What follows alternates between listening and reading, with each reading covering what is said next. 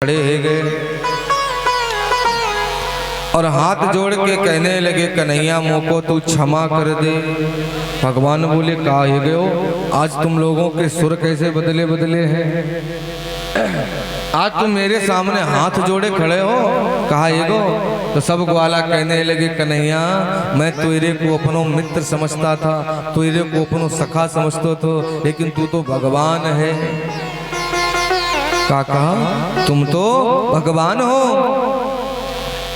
भगवान कन्हैया चौंक गए, कहने लगे, अरे ग्वालाओं का बाबले है गयो, मेरे हमसे भगवान कह रहे हो, हमसे। ग्वाला कहने लगे, कन्हैया नहीं तो कोई आदमी इतना बड़ो पर्वत है, छुनिया सी उंगली पे, छोटी सी उंगली पे कैसे उठा सको। कोई आदमी उठाए ले वो, कैसे तूने उठा लियो अगर तू भगवान नहीं है तो। भगवान ने मन में सोचा, अगर जो ग्वाला मुझको भगवान मानने लगे तो फिर लीला करने में आनंद नहीं आएगा, मैं तो इनके साथ खेलने आयो हूँ। तो भगवान कहने लगे, ग्वालाओं तुम भी तो ऐसी बातें करते हो, मैं कोई भगवान भगवान नहीं हूँ। तो मनसुका कहने लगो, कन्हैया तूने पर्वत कैसे उठायो इतो बड़ो। तो भगवान कहने लगे, अरे मैंने तुमसे एक बात छुपाई थी। कौन सी बात? मैंने बरसाने में एक भगत के पास में गयो और उस भगत से मैंने एक विद्या सीख ली। कौन सी विद्या? कि मैंने तुम सब ग्वालाओं की ताकत, तुम सब ग्वालाओं की शक्ति अपने भीतर खींच ली और इतना बड़ो पर्वत मैंने उठा दियो।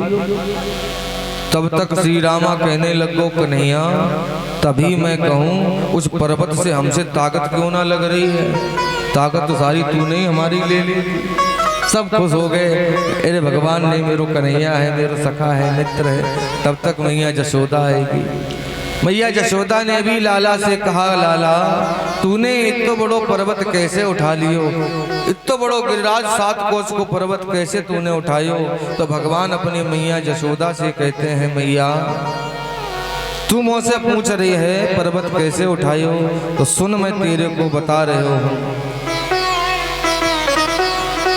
कछु माखन को बल बड़ो,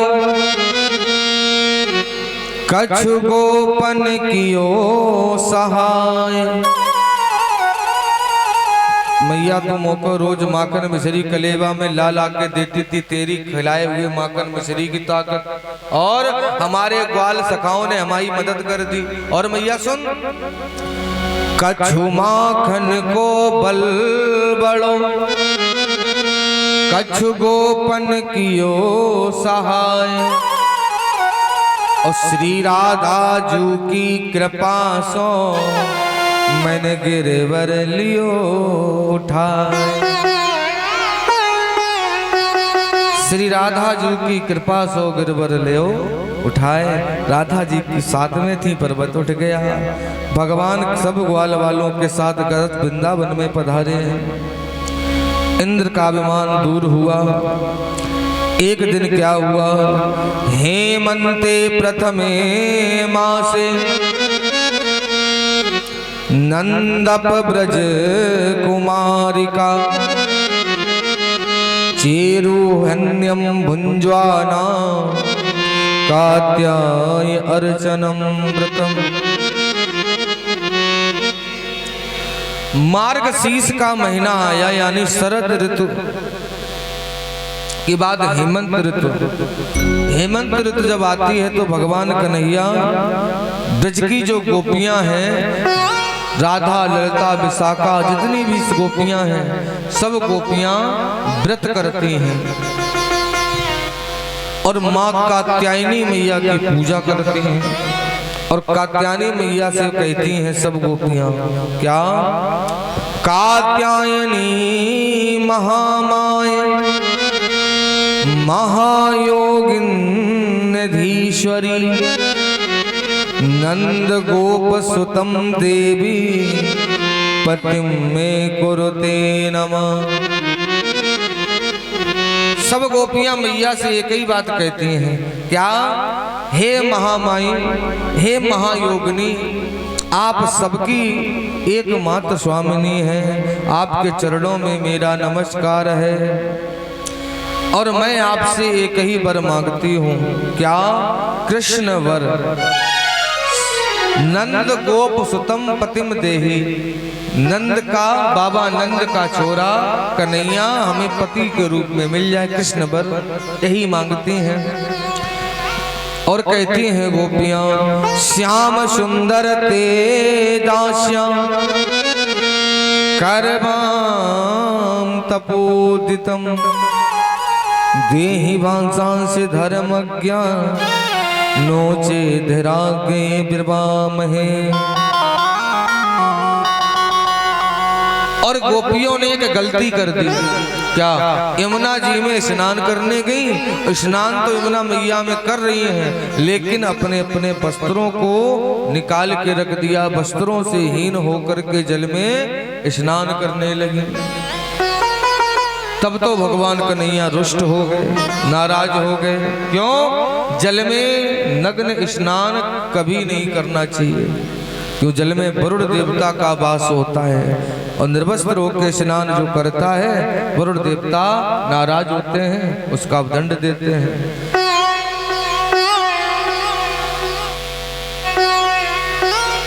लेकिन हमने देखा कई लोग, माताएं, भैया लोग गंगा स्नान करने जाते। कई जगह लोग कहते, महाराज हमने 12 पूर्णमासी गंगा मैया नहाई, लेकिन गंगा महारानी ने हमें फल तो दिया ही नहीं है, कोई फल हमें आज तक नहीं मिला। हमने कहा आपने स्नान किया वो तो अच्छी बात है, लेकिन स्नान करने का किसी से नियम पूछा है?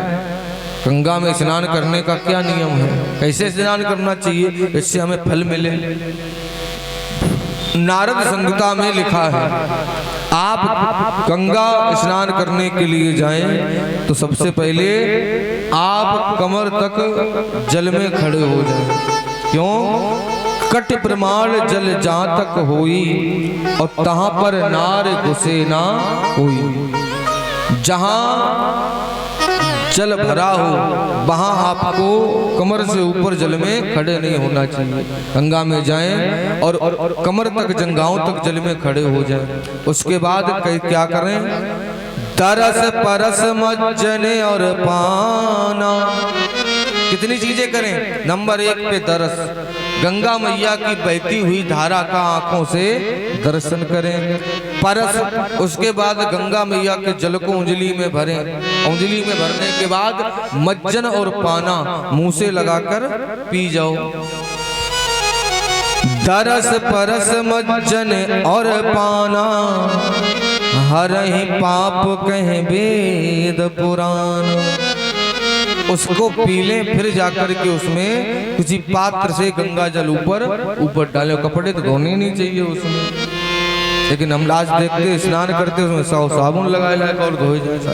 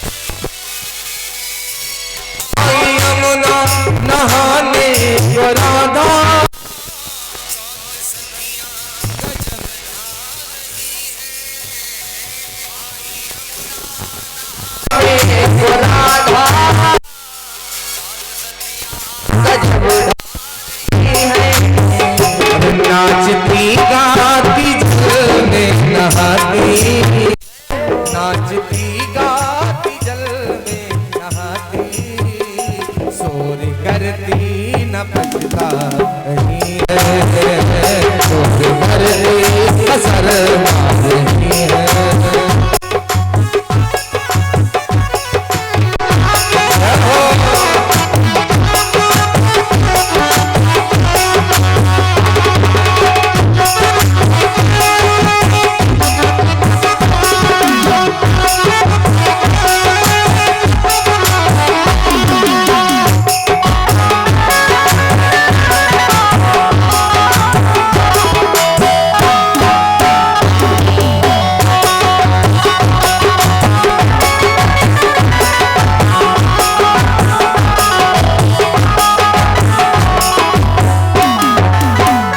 सुध रही ना जो उनको बदन की, श्याम ने तीर उनके चुराए।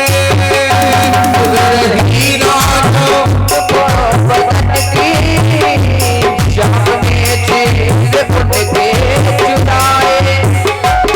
जब जल में स्नान करते करते अपने शरीर की सुध भूल गई, एक दूसरे के ऊपर पानी फेंक रही है, कीड़ा कर रही है, नहा रही है, जब उन्हें होश ही नहीं रहा हम कहाँ हैं, तब भगवान ने आकर के वस्त्रों को उठाया और कदम के पेड़ पर बैठ गए। लिखा है सुध रही ना जो उनको बदन की, जाने चीज उनके आए। सुध रही ना उनके बदन की, जाने चीज उनके और दूर जा करके, वो दूर जा करके, दूर जा करके बंसी बजाई, सखिया बचता नहीं है, खुद सखिया बचता नहीं है।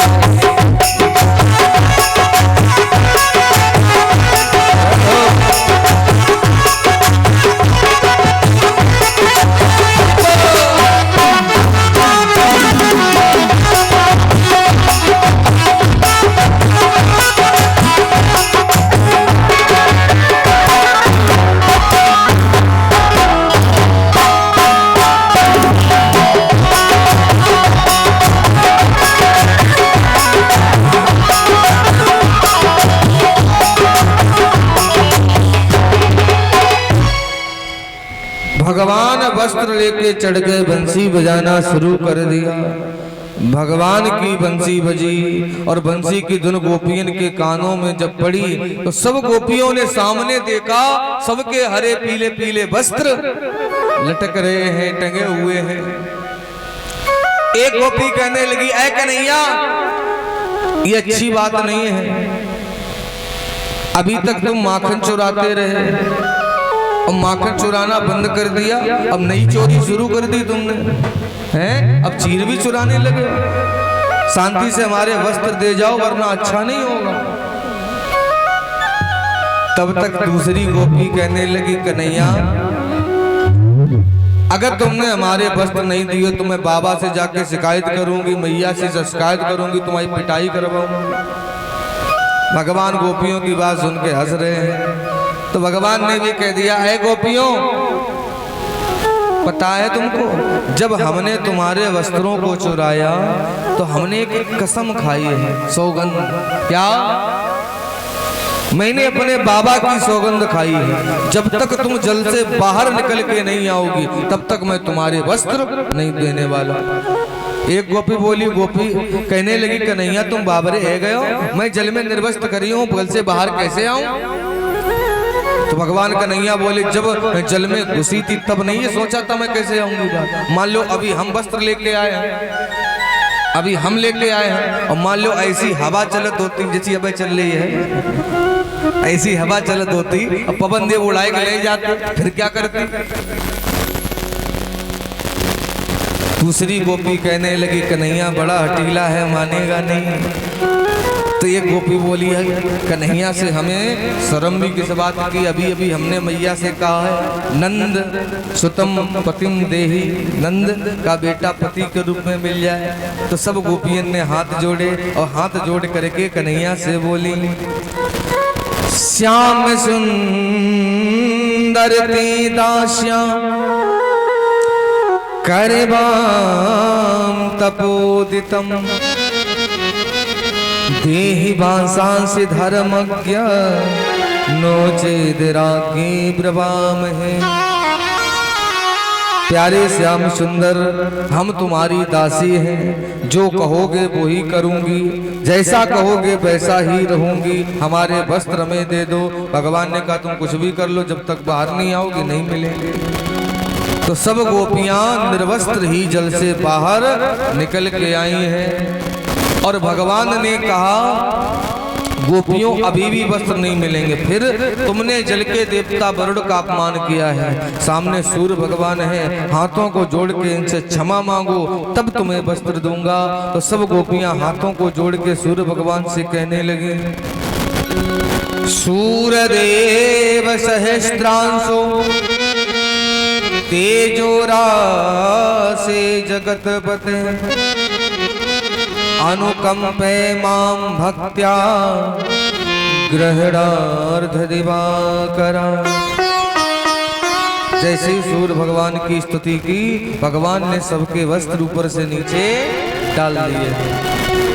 इस चीर हरण की कथा आपने सुनी, ये तो कहानी हमने सुनाई, लेकिन चीर हरण का अर्थ क्या है? भगवान ने कौन से वस्त्र चुराए? तो आजकल लोगों ने भगवान की लीलाओं को भी अपमर्यादित कर दिया है।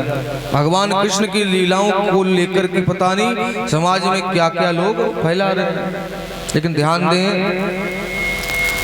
चीर हरण क्या है? जीवात्मा और परमात्मा। गोपियां कौन है? जीवात्मा। भगवान कृष्ण कौन है? परमात्मा।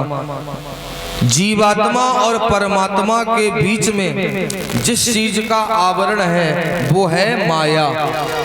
ये क्या है? माया। और यही माया रूपी वस्त्र हमारे और भगवान के बीच में आ रहे हैं। इसी माया रूपी वस्त्र से हमारी बुद्धि ढकी हुई है। ढकी हुई कि नहीं? ढकी हुई है। अब ध्यान दें, और जब तक भगवान इस माया रूपी वस्त्र का अनावरण नहीं करेंगे तब तक भगवान तक हमारी भक्ति पहुंच नहीं सकती है। और यही वस्त्रों का हरण भगवान ने लीला में करके दिखाया है, जो कथा आई है।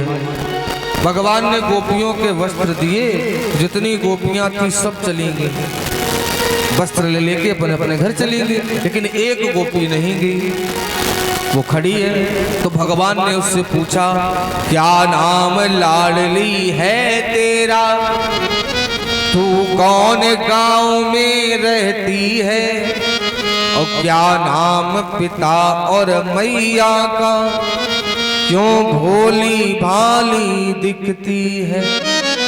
गोपी तुम कौन हो, कहाँ रहती हो, तुम्हारे पिता कौन है, माता कौन है, कौन गांव है? गोपी ने भगवान की तरफ देखा और मुस्कुराती हुई कहने लगी कन्हैया तुम्हें सब पता है और फिर भी जानबूझ के अनजान बन रहे हो, तो सुन लो मैं बता रही हूँ मैं कौन हूँ। क्या कहा? अरे श्रुति कीर्ति नाम मेरी मैया का, वृषभानु पिता कहलाते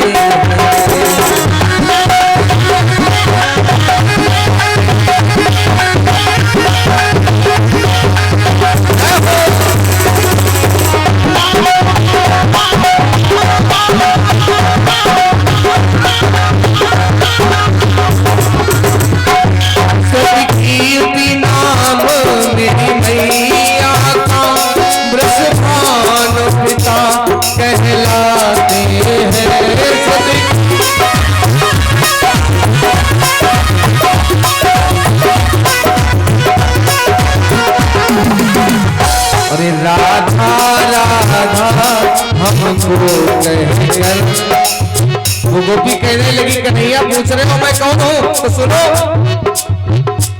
राधा राधा हमको कहकर आना सब लोग बुलाते हैं।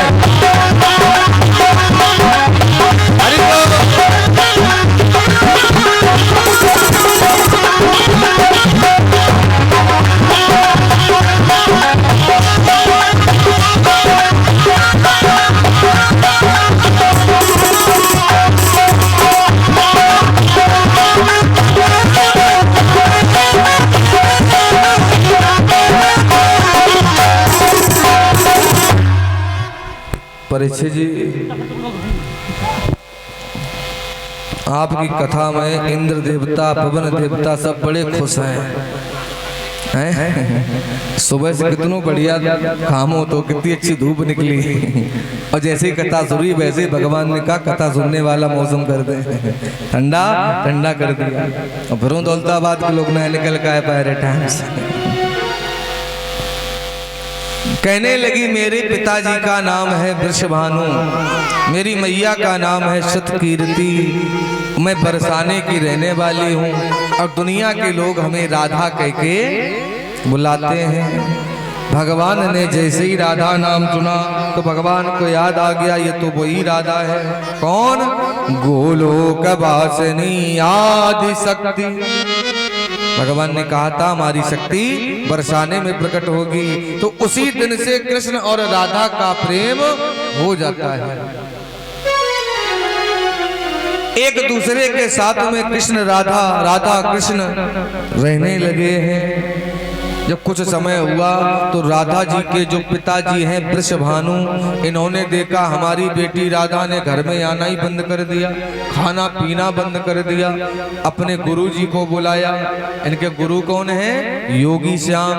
और गुरु जी से कहा गुरुदेव आप तो योगी हो और अपने योग से हमारी बेटी को समझा दो। सुबह से शाम तक राधा राधा कृष्ण कृष्ण करती है, न भोजन करती न कुछ। योगी श्याम बोले आप परेशान ना हो, आज के बाद तुम्हें राधा कृष्ण साथ में नहीं मिलेंगे। अच्छा ठीक है। योगी श्याम भगवान कृष्ण और राधा को ढूंढने के लिए घर से निकल पड़े।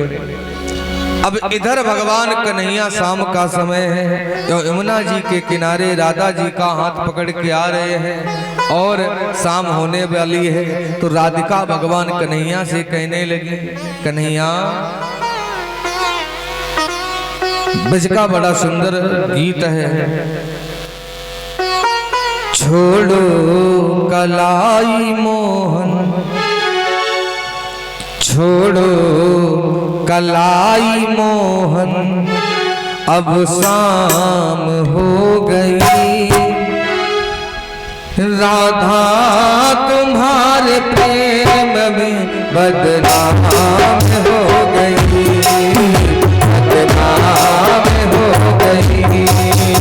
छोड़ो कलाई मोहन, अब शाम हो गई, राधा तुम्हारे प्रेम में बदनाम हो गई, बदनाम हो गई।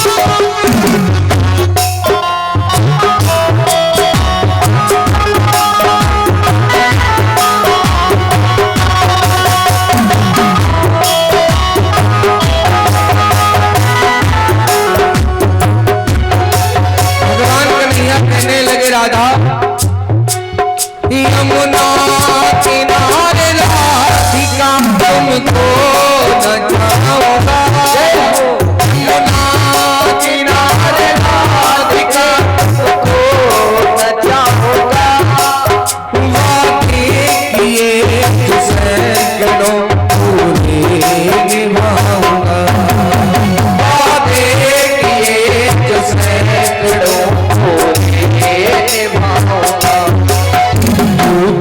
चंचल चतुर गुजरिया, चंचल चतुर गुजरिया, चालाक हो गई, चालाक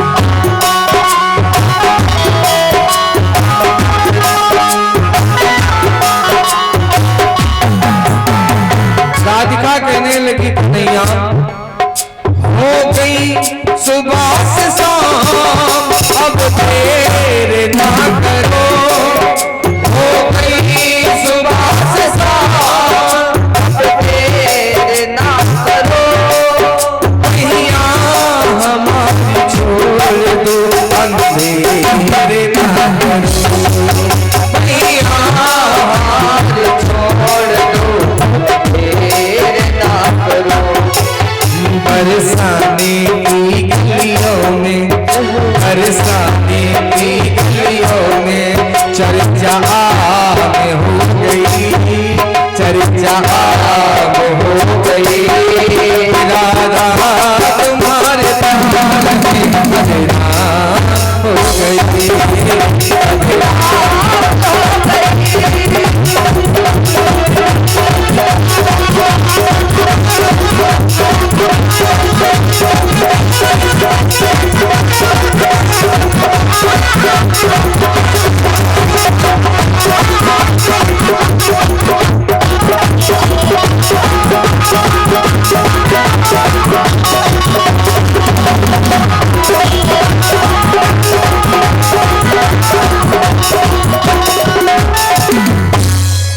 भगवान कृष्ण और राधा दोनों लोग आ रहे हैं। तब तक राधा की दृष्टि सामने आ रहे योगी श्याम पर पड़ी। जैसे ही योगी श्याम को देखा राधा ने दूर से, तो कहने लगी कन्हैया कन्हैया। भगवान बोले क्या है? देखो पिताजी ने गुरु जी को भेजा है, तो ये योग विद्या जानते हैं, जरूर हम लोगों को अलग करने के लिए भेजा होगा। भगवान बोले तो क्या करें? राधा कहने लगी कन्हैया तुम कहीं छिप जाओ। क्या करो? छिप जाओ। तो भगवान कहने लग गए राधे तुम हमारी याद शक्ति हो और तुम्हारे अंदर इतनी शक्ति नहीं कि तुम हमें छिपा लो। राधा बोली कन्हैया मैं तुम्हें छिपा तो लूंगी, लेकिन तुम तनिक छोटे हो जाओ। कैसे हो जाओ? छोटे। भगवान बोले कितने छोटे हो जाए? राधा कहने लगी जितने छोटे हो पाओ। तो भगवान कन्हैया आज छोटे भये। कितने छोटे भये? कितने भये? राधा अपने नाक में पहने थी एक नथुनी, गोल गोल नथुनी पहने हैं। उस नथुनी में पड़ा था एक मोती, अब मोती के भीतर था एक छिद्र। कितने छोटे भये? इतने छोटे भये कि राधा की नाक की नथुनी के मोती के छिद्र के अंदर जाकर कन्हैया बैठ गए। कोई कोई सोच रहा होगा क्या कन्हैया इतने छोटे हो सकते हैं? अगर शंका हो तो परसों ही कथा सुनाई थी। यही कन्हैया जब राजा बलि के दरवाजे पर पहुंचे थे, कब टम बटुम वामनम दृष्टवा, वामन रूप लेकर के भगवान जब राजा बलि के यहाँ पहुंचे, तो यही कन्हैया ने कितना बड़ा रूप बनाया था। पग पाताल शीस अज धामा, पैर पाताल में सर आकाश में। इतने बड़े बने, और जो इतने बड़ा बन सकता है क्या वो छोटा नहीं बन सकता है? बिल्कुल बन सकता है। और हमारे कन्हैया में तो 8 गुण सबसे ही ज्यादा है, सबसे अलग है। कौन? बिन पग चले और सुन है बिन कान्हा, और कर बिन कर्म करे विधि नाना। बिना पैरों के चलता है, बिना आंखों के देखता है, बिना कानों के सुनता है। ये 8 गुण हमारे कन्हैया में लगे। छोटे बन के बैठ गए। तब तक योगी श्याम चलते चलते चलते राधा के पास आ गए। राधा से कहने लगे राधे कृष्ण कहाँ है? कन्हैया कहाँ है? राधा बोली कन्हैया, गुरुदेव कन्हैया को तो हम खुद ही ढूंढ रहे हैं, या सुबह से मुझको ना मिलो।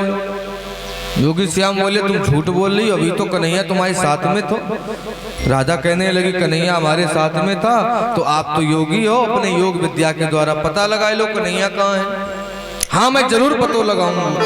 योगी श्याम खड़े हुए और अपनी योग दृष्टि को दौड़ाने लगे।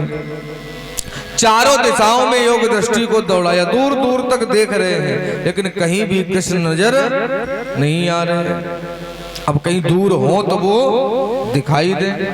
ढूंढते ढूंढते थक गए। जब नहीं ढूंढ पाया तो कहने लगे राधे हमें माफ कर, क्षमा कर दो, अब हमारी शक्ति नहीं और कन्हैया को ढूंढ पाए, अब तुम ही बताओ कन्हैया कहाँ है। तो राधा बोली गुरुदेव ऐसे नहीं बताएंगे, फिर आप हमें पहले का वचन दो, क्या जो हम मांगेंगे वो आप हमें दोगे।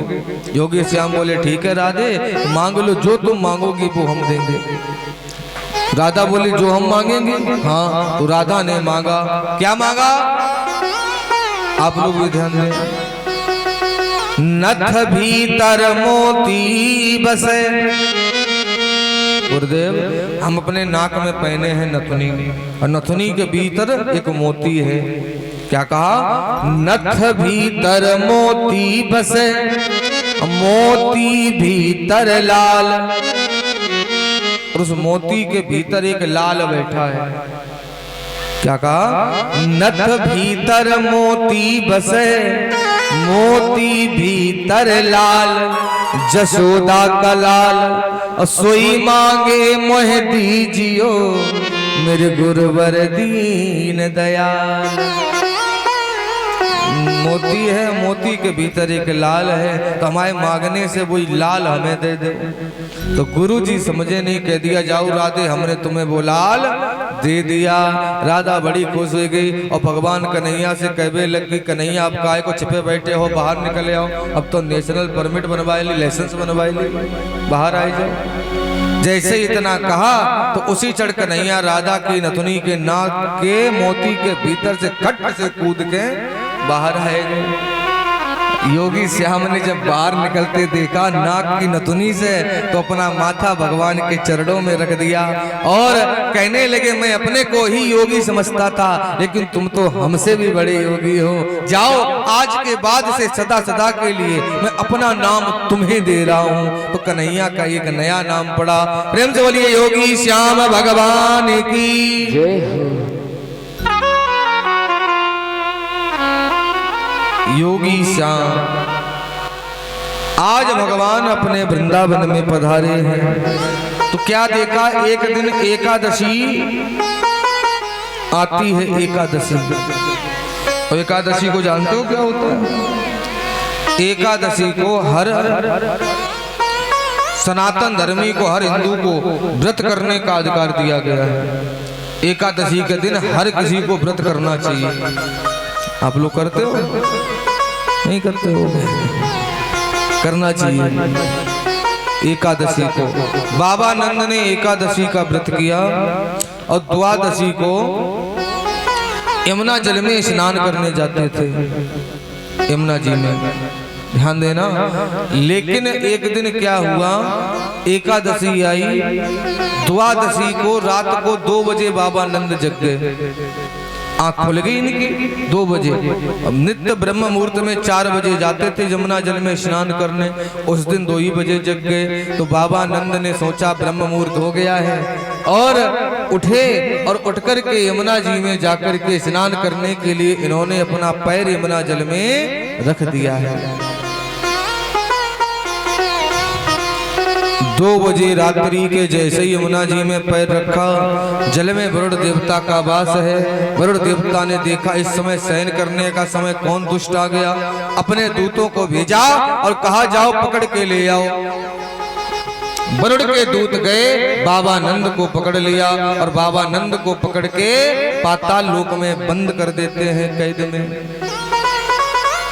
अच्छा, ये बात आप लोग भी ध्यान में रखें, कभी भी गंगा स्नान करने जाएं, किसी नदी में स्नान करें, तो ब्रह्म मुहूर्त यानी 4 बजे से पहले कभी स्नान नहीं करना चाहिए। कई लोगों को देखा है, पूर्णमासी हो, गंगा मैया में स्नान करने जाए, सुबह शाम को ही लोग पहुंच जाते हैं और रात को अनायक सवेरे वापस आए जाते। ऐसा नहीं, 4 बजे से पहले स्नान नहीं करना चाहिए। 4 बजे के बाद स्नान करें, क्योंकि उस समय देव सहन का समय होता है। सवेरा हुआ, कन्हैया को पता चला हमारे बाबा को वरुण उठा के ले गए। उसी क्षण भगवान कन्हैया भागते भय आए और यमुना जल में छलांग मार दी है। और जैसे ही पाताल लोक में पहुंचे तो क्या देखा, सिंहासन पर वरुण बैठे हुए हैं, बाबा नंद बंधे हुए हैं। वरुण ने जैसे ही भगवान कृष्ण को देखा, तुरंत देख करके पहचान गए, सिंहासन से उतर के आए और कन्हैया के पैरों में सर रख के प्रणाम किया। भगवान ने कहा, ऐ वरुण, तुमने हमारे बाबा को बंदी बनाया। वरुण कहने लगे, प्रभु क्षमा करें, अज्ञानवश ऐसा हुआ। आज भगवान ने अपने बाबा को जब बंधन से मुक्त करा के बाहर आए, तो बाबा ने आई के सब ग्वाल वालन को बताई का कि पाताल लोक का राजा, जल का राजा वरुण कन्हैया के सामने दंडवत सर रख के प्रणाम किया। तब सब ग्वाल वाला बाबा नंद सब समझ गए कि कृष्ण कोई ग्वाला नहीं भगवान है। तो सब ग्वालाओं ने आके फिर कन्हैया को घेर लो और कहने लगे, कन्हैया तू भगवान है, मुझसे इतनी बड़ी बात बताई, अगर तू भगवान है तो मोको अपनो बैकुंठ दिखाई देवे। कही अगर तुम भगवान हो तो हमें एक बार बैकुंठ के दर्शन करा दो, बैकुंठ में कैसा लगता है। भगवान कहने लगे, अच्छा तुम्हें बैकुंठ में जाना है? हाँ बैकुंठ में जाना है। तो जैसे ही भगवान ने इतना सुना तो सब ग्वालाओं को लेकर के यमुना जी के किनारे के कुंड में आए, कुंड में। और भगवान ने कहा, देखो मेरे साथ जब मैं बोलूं तब तुम सब इस कुंड में कूद जाना, और कुंड में कूदो के सीधा बैकुंठ में पहुंच जाओगे। जैसे ही भगवान ने कहा तो सब ग्वाला कुंड में छलांग लगाई, भगवान के साथ कूदे, और जैसे ही इसमें कूदे तो सीधा बैकुंठ में ऊपर पहुंच गए। और ग्वाल बालाओं ने जब ऊपर बैकुंठ में देखा तो क्या दिखाई दिया? तेदु ब्रह्म हुदम नीता मृगा कृष्णेन चोद्रता ददर्श ब्रह्मणो लोकम यत्रा क्रोधगात पुरा। ब्रह्मलोक में सब देवता जैसे ही पहुंचे तो ऊपर जाकर के क्या देखा? ब्रह्मलोक में सबके चार चार हाथ, जितने लोग हैं सबके चार चार हाथ, सबके गले में शंख चक्र धारण किए हुए दिखाई दे रहे हैं। अब भगवान कृष्ण को देखा, सबसे ऊपर आगे चार भुजाओं वाले खड़े हैं, चक्र सुदर्शन हाथ में है, शंखों की माला गले में है। आज भगवान को जब देखा तो ग्वाल बैकुंठ में घूम रहे, कोई किसी से ना बात कर रहा है, ना कोई काऊ से बोल रहा है, सब अपने अपने काम में लगे हैं। ग्वाल बालन से काऊ ने जो नहीं पूछी, तुम कहाँ से आए, कैसे आए, काहे के मारे आए, काऊ ने पूछी। जब ग्वालन ने कन्हैया को देखो तो सब ग्वाला अपने मन में एक विचार करने लगे। क्या बोले कि वृंदावन के कन्हैया बड़े सुलभ हैं और बैकुंठ के भगवान बड़े दुर्लभ हैं। तो सब ग्वालाओं ने हाथ जोड़े और आंखें बंद करी, और आंखें बंद करके सब ग्वाला कहने लगे, क्या? शेष महेश गणेश सुरेश जाही निरंतर ध्यावे। कन्हैया कौन है? शेष महेश गणेश सुरेश जो इनको निरंतर ध्यावे। बैकुंठ में और वृंदावन में ताही अहीर की छोहरिया छछिया बर छाछ पे नाच नचावे। और वृंदावन में उन्हीं भगवान को ताही अहीर की छोहरिया छछिया बर छाछ पे नाच नचावे। छोड़े से माखन पे उनको नचाते हैं। तो ग्वाला कहने लगे, कन्हैया तेरो बैकुंठ तो कोई मुबारक, और मोई तो मेरो वृंदावन को कन्हैया ही नहीं को लगे, उसको वृंदावन में पहुंचा दे। भगवान ने ग्वालों को देखा तो तुरंत माया समेटी सब वृंदावन में पहुंच जाते हैं। बड़े खुश हो गए, कन्हैया को देखा, बंसी बजाते खड़े हैं, आंखें बंद है, बंसी बज रही है, और सब ग्वाला कन्हैया को उठा के नाचने लगे और एक ही बात कह रहे हैं। सभी लोग बोल लीजिए, घनश्याम तेरी बंसी